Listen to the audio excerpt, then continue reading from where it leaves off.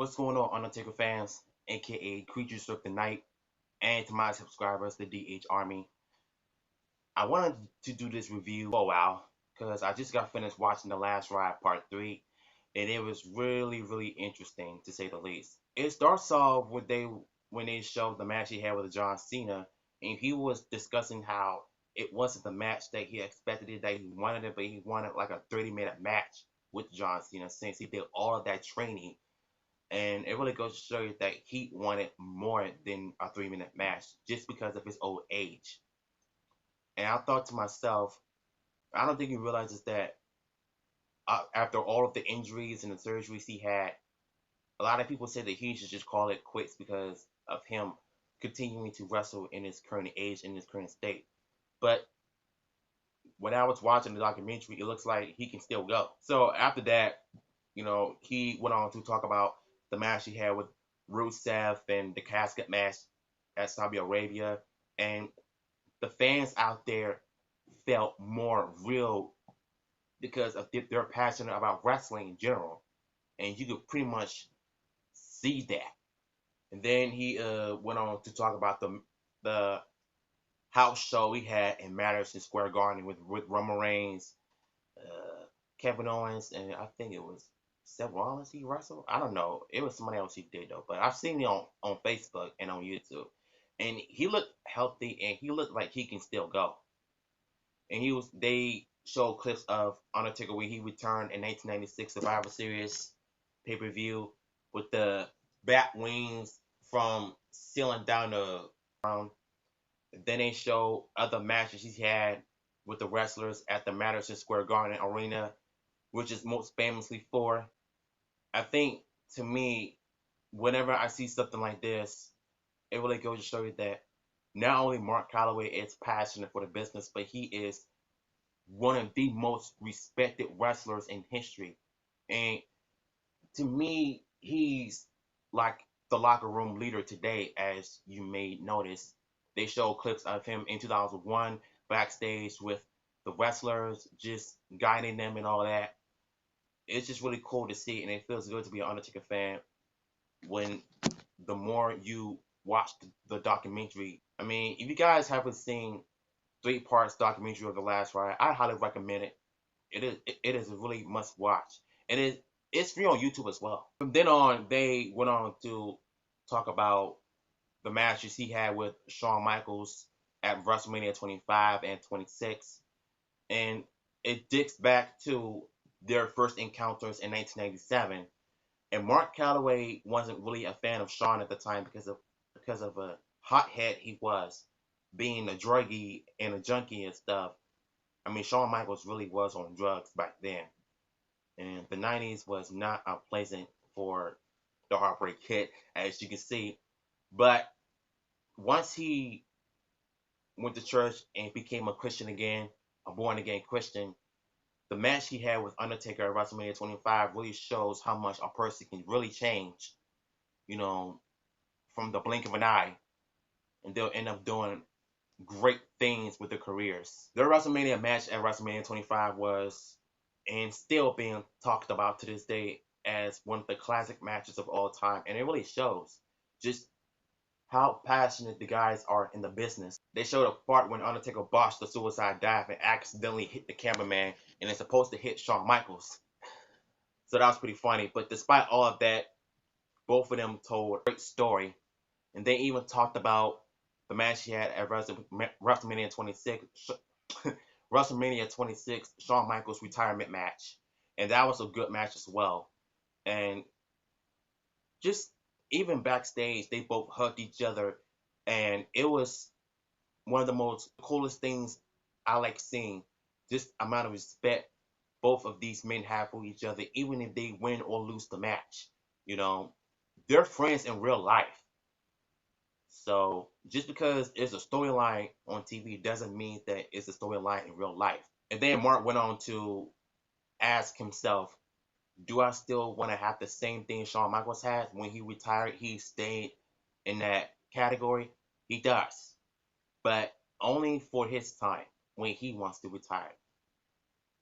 And then they went on to talk about the match with Triple H at WrestleMania 27 and 28. WrestleMania 27 match is what changed things for The Undertaker. Being hospitalized and being hit with a chair multiple times in the back, causing him to collapse. And he was hospitalized really bad, and that really changed a lot. And even Triple H said himself when he was talking about how he came into the WWF in 1995, when his first encounter with The Undertaker, you know, really started the friendship behind the scenes. And Mark Calloway even said that Triple H, was nervous talking to him though. And he told Hunter that he was all right with him.